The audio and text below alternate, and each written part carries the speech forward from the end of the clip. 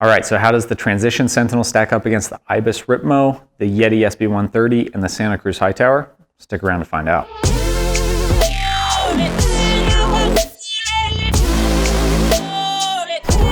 Woo!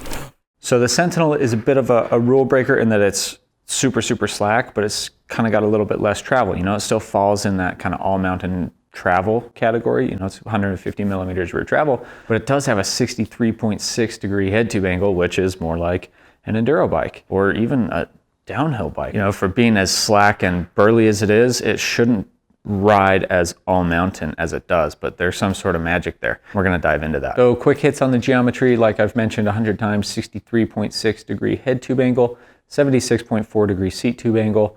The reach is right in the mix with all the other bikes, 501 millimeters in a size extra large. The wheelbase does get long, it's 1292 millimeters in a size extra large. And then the chainstay is actually long, 440 millimeters. I think that contributes to a lot of the stability of the bike, is having that little bit longer chainstay. I don't think it's an enduro bike, even though some parts of it kind of are more enduro. And I'm going to tell you why I think it's more of an all mountain bike. All right, here we are riding the Transition Sentinel. Just barely reviewed this bike, but we are now back doing a showdown here between the Santa Cruz Hightower, Ibis Ripmo, this bike, and the Yeti SB130. This is the slackest bike I've ever ridden. It's 63.6 degrees, so ultra slack, but it doesn't feel super unwieldy. You know, I would bet most bikes with a 63.5 degree head tube angle are going to have a lot more travel than this.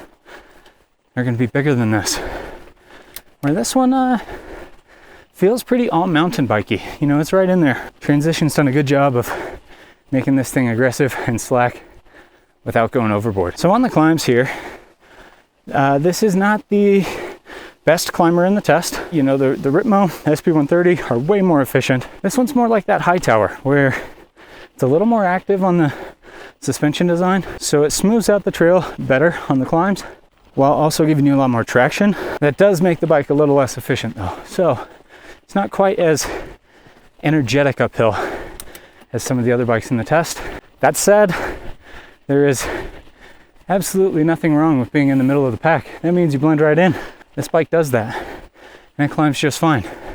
I've been riding this bike pretty much exclusively for the past month, and I have no complaints about how well it climbs. It's not the kind of bike you want to stand up, sprint, give it a lot of gas.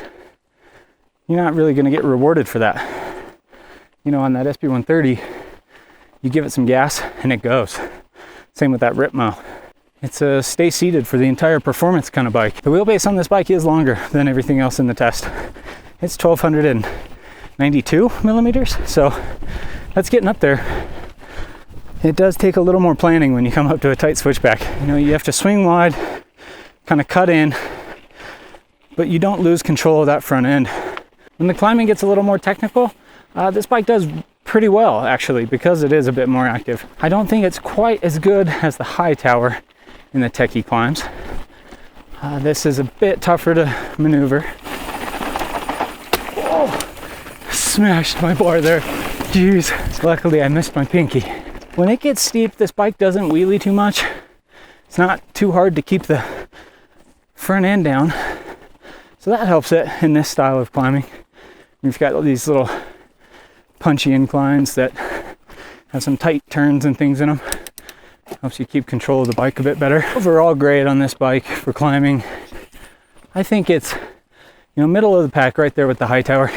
It's a little bit different, where Hightower's a little smaller. I think maybe even a little more active. I think it does better in the technical stuff than this. This one's not as good as the Ripmo and 130 in the efficiency department, but overall, I think it hangs with all these other bikes. These wildflowers are really nice. What a great day to ride a bike. All right, heading downhill now on the Transition Sentinel. When I first reviewed this bike, the thing I couldn't get over was how quiet it was. Not only in the physical sound it made, but in the ride quality. Just has this ultra quiet, composed, smooth ride quality. It's super plush like that Hightower is. You don't feel a ton of the bumps. It's not getting I got it. You don't feel a ton of those little bumps. You kind of glide right over them. Don't get bounced around in the chunder or the braking bumps. It's just such a quiet bike. The next thing I've been most impressed about with, after riding this for a little bit longer, is how well this thing corners. It's not normally the bike you'd picture that's really quick and zippy in the corners. You know, it's long.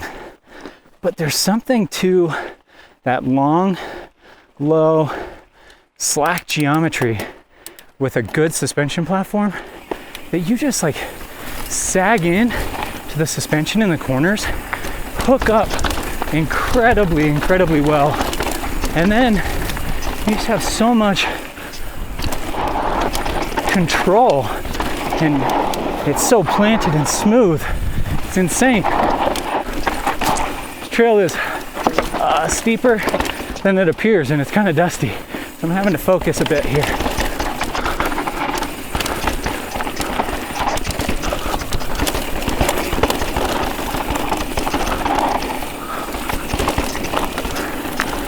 So I just barely reviewed this bike, and I don't want to just sit here and say the same things that I said last time.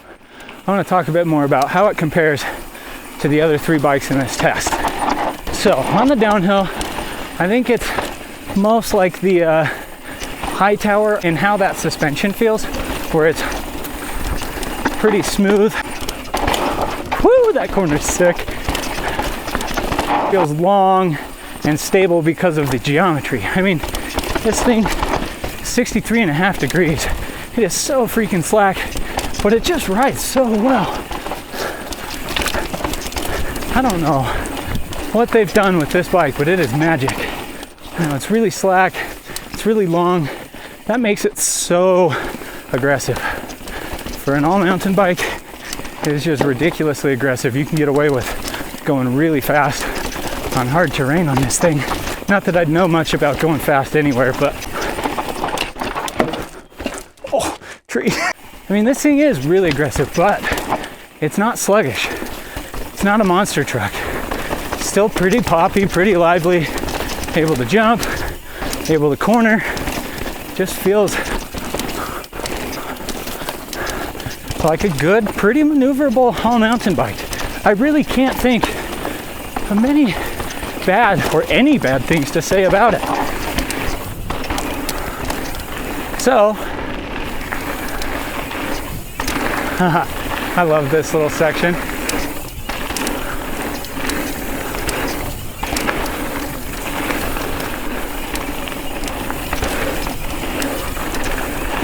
Woo! But like I was saying about the handling, this thing corners really well.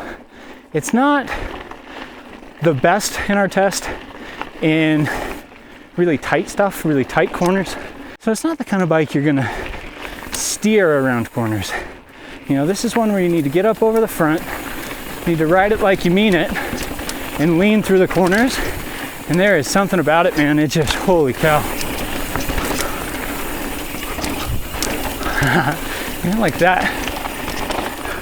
Now we're riding something that is a little mellower, it's not as steep, not as bumpy, a little more of a flow trail.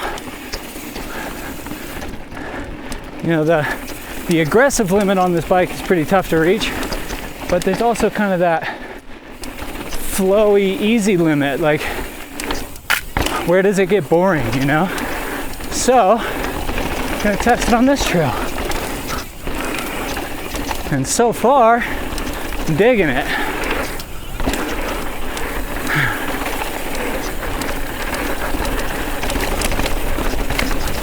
Woo!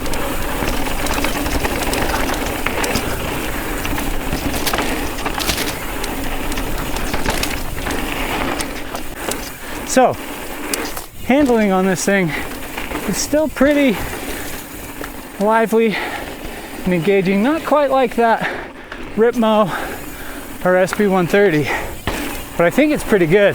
You know, it doesn't wallow in the travel.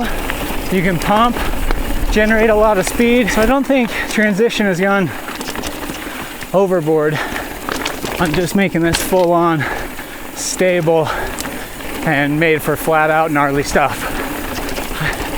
You know, it is a little bit more balanced than maybe it looks on paper. Oh, almost didn't make that corner. Had to get on the brakes hard there.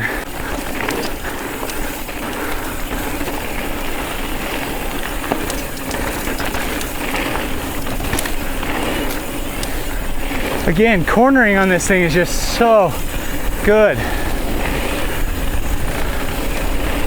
Especially on like Utah, West Coast, wide open corners. You can just carve into them. So fun, flowy, easier trail. This bike's still a heck of a lot of fun. You don't get that enduro bike wallowy feeling or that kind of dead, slow, sluggish feeling.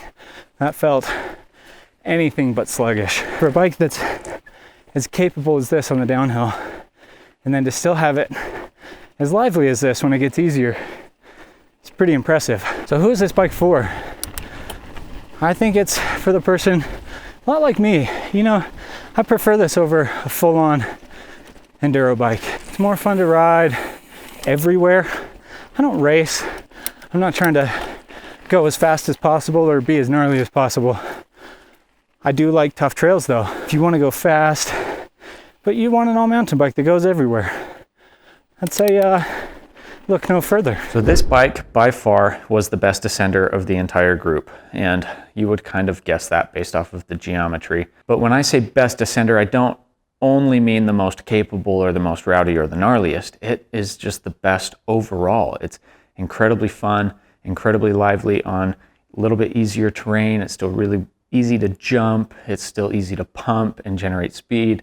It's not just the most capable, which it is, but it's not only the most capable. All right, so who is this bike for? For me, this is one of my favorite bikes I've ever ridden, and it's because it suits how I like to ride a bike very well. I'm not the fastest, I'm not the burliest, but I do really like difficult trails. I like to ride hard, steep trails that, you know, other bikes maybe get a little bit more outgunned. So this will do that, but then it's also not boring when I go ride an easier trail.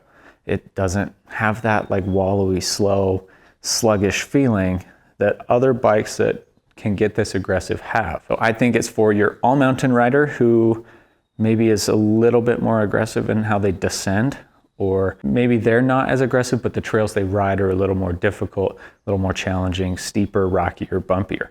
I think that's who it's for. It's not a full-blown enduro bike, although you could get away with racing enduro on it for sure. I won't tell you not to do that, but it doesn't ride like those other enduro bikes. So that wraps up the video for the 4 bikes. We'll now be launching the conclusion roundup where we go over kind of all the loose ends and really lay out what each bike is really good at. So thanks for sticking around and stay tuned for that video.